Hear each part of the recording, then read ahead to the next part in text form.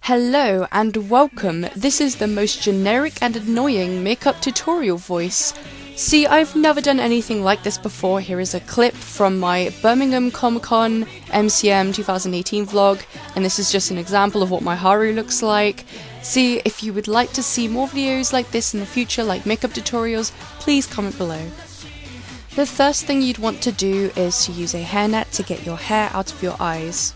And the next thing that I do is put in contacts, but I didn't record putting it in because that is horrible for you guys to see. And this is just me moisturizing my face before I put on makeup. This is not necessarily very important, but important for people with dry skin, and if you're going to be wearing it for a very, very long time. You may even want to pat it into your skin and wait for it to absorb into your pores before you start putting on any makeup. The next obvious step is foundation, but for some reason I put it on my face and then realised that there's one more step that I usually do.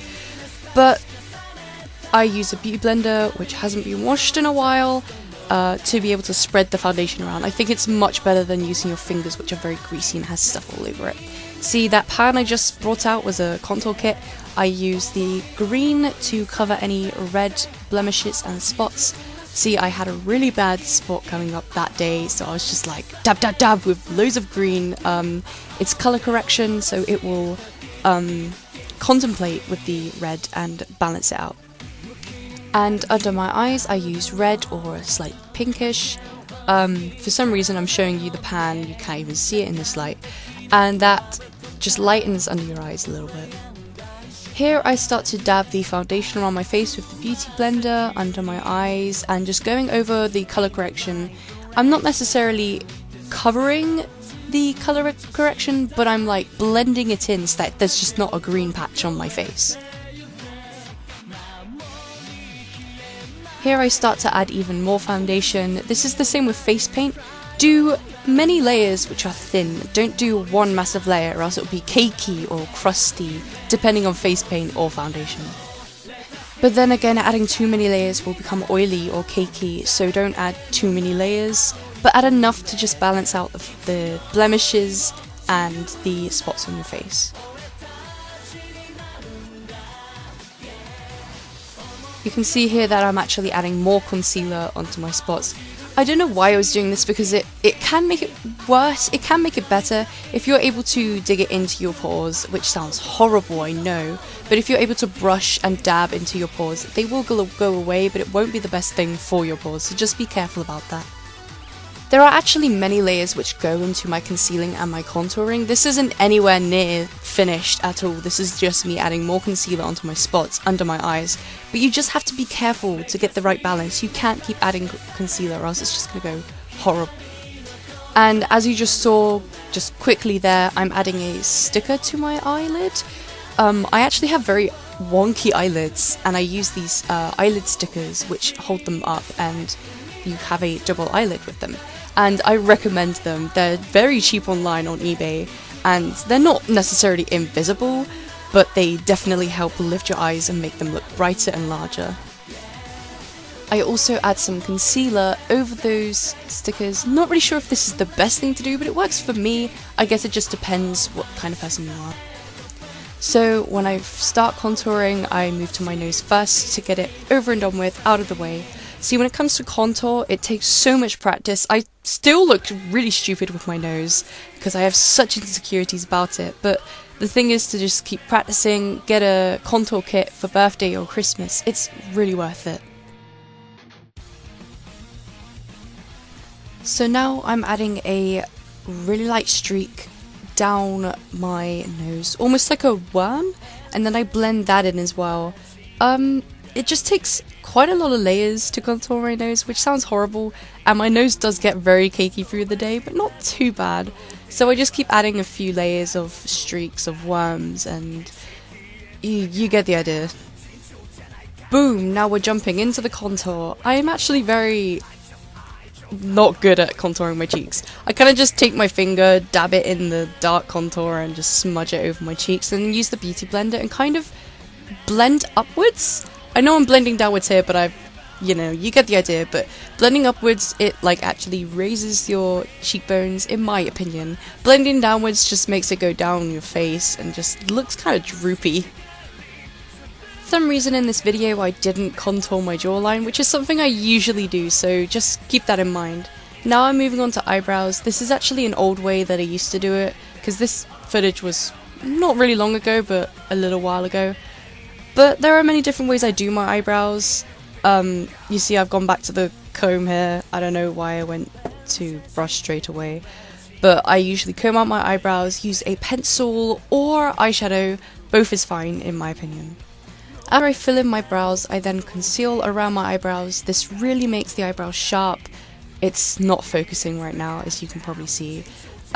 Here actually you can see a good view of my contacts. These are actually very good contacts, and they also come prescription. They're from Pinky Paradise, and my left eye is 3.5 and my right eye is 4.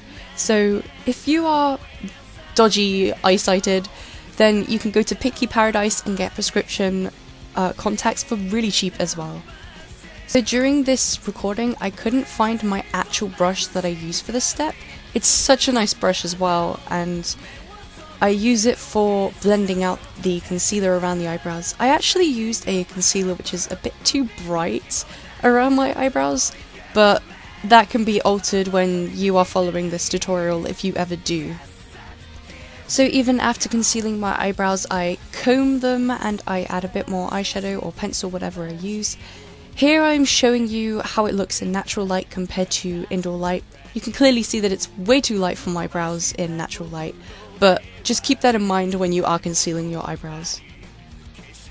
Eyelids, I put down a base of eyeshadow to just make it a bit more matte. I prefer my makeup to be matte, to look more anime, I guess. Does anime look matte? I don't know.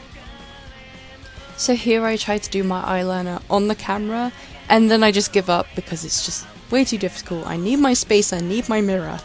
And then this is what one eye looks like. I try to make my eyes look more narrow, more sharp. Not necessarily feminine, but I say that and then I add false lashes, which just completely ruins the whole masculine look. But here you can see I've already added one eyelash. These are my trusty eyelashes, which I love. They are amazing. Don't know where I got them, probably from Claire's.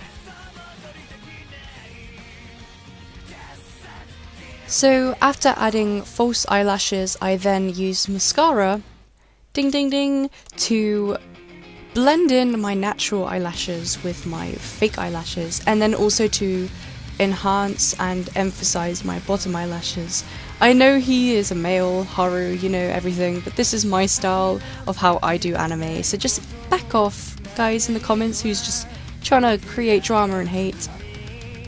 As you probably see there while I was ranting, I use white eyeshadow and highlighter to just dab into my inner eye, corners of my eyes, to just brighten my eyes up and make my eyes look larger. It's something that makeup artists do, don't know why, I just saw it and I was like, ooh, I'm going to do that now.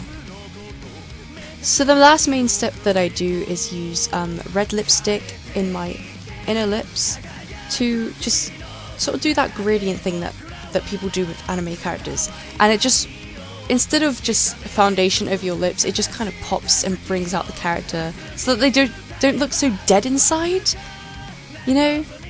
So now I put my wig on, ready to style and hairspray, etc, etc.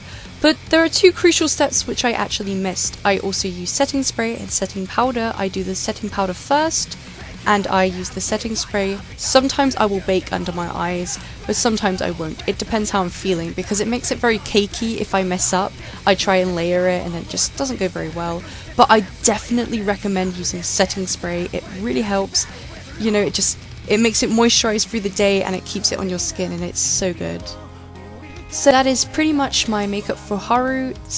Again, this is my first time ever doing this. If you would like to see more, please comment below saying what you'd want to see, possibly face paint. So just give me some suggestions, and I'll see you guys in the next video.